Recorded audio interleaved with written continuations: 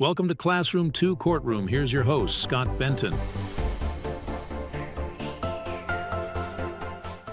Hey everyone, Scott Benton here. How are you? I am the host of the Classroom to Courtroom podcast, where we help you easily transition from a law school student into your professional career as an attorney post-bar when you have your license and everything, and where we make the practice of law easy and fun.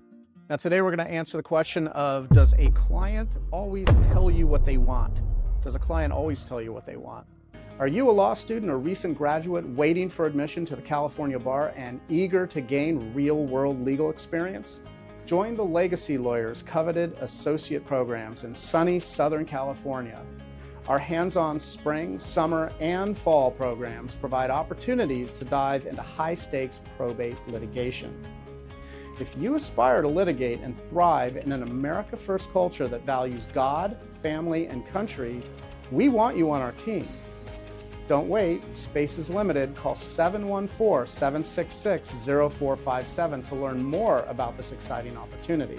That's 714-766-0457.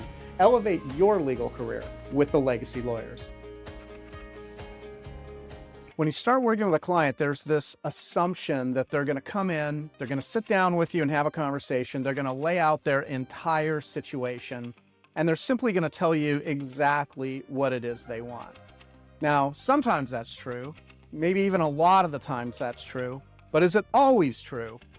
Of course, the answer would have to be no, that's not always what happens when you talk to a client. Let's be clear that clients don't always tell you what they want, really for a variety of reasons, and it's why when working with a client, you want to keep the idea in mind that what you're hearing on face value might have some other components to it that are just left out of the narrative, either on purpose or by accident, or because the client simply just doesn't know at that point in time.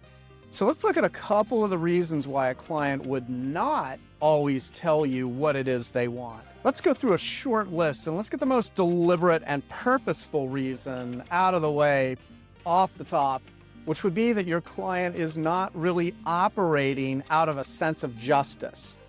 And by justice, I mean in the sense of the broader definition, which is a set of values upheld by the community or society that has its principle of legal standards. This particular client, instead, they might have their own values that don't necessarily conform or might not necessarily fall within the accepted parameters of what's accepted in society and what society considers as justice or even ethical. The client may simply feel conflicted about their value, and they might be somewhat, embarrassed, or maybe they have a sense of shame that they don't want seen.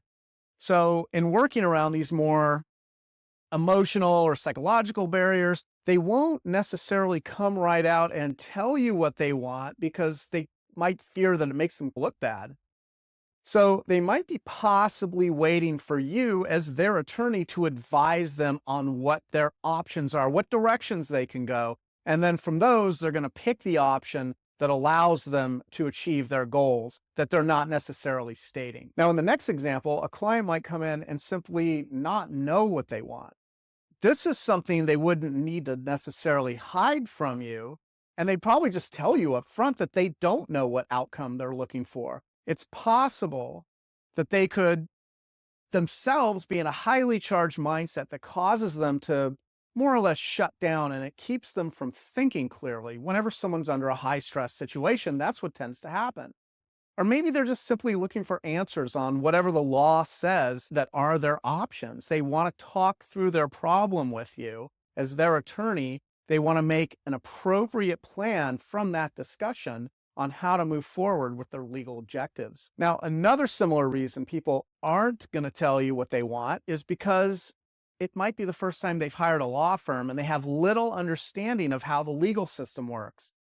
Now, they might know something has gone wrong in their life, or maybe something's been taken away from them that they now want to recover. But stepping into the world of law firms and attorneys, it's just something people might put off for a while because of fear, or maybe they think that it's going to cost a lot of money, or they're worried about maybe damaging their family relationships. So until they're absolutely in a place where they must talk to an attorney, they might only contact somebody after the pressure that they're under becomes significant enough. Now, if you've been listening to this podcast for any length of time, you probably know what I'm going to say about the primary antidote for clients who simply aren't telling you what they want.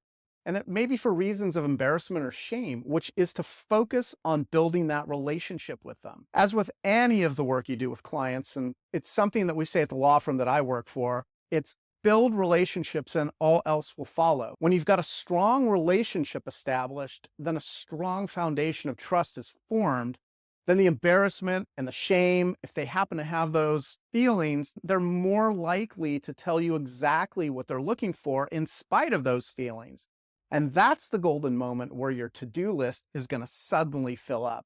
And that's when you can begin to perform all those legal services and begin to engage here in what we talk about a lot, which is the success cycle. And the success cycle, of course, is going to be your key, even your secret weapon to efficiently practicing law, especially when you start your first job as an attorney. For all of your clients, however, whether they know what they want or not, it's up to you to present them with their options once you have enough information about the situation they've come to you for help with. If they don't know where they want to take their legal objectives, then the options you provide for them, along with a discussion on the pros and cons for each one of those options, they can then decide on the best course of action. So I hope that's helpful, and I hope that demonstrates that clients coming in to meet with you will not always necessarily know exactly what it is they want, but you're going to be the one to help them sort through all of their options for them to finally make a decision on what direction they want their case to go.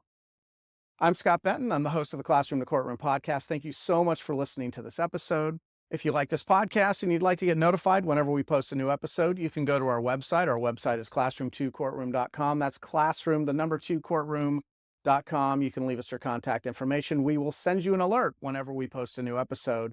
You can also like, share, and subscribe. That way, that'll help you stay on top of all of our newest episodes. And until next time, we hope you'll join us in making the world a better place, one client at a time.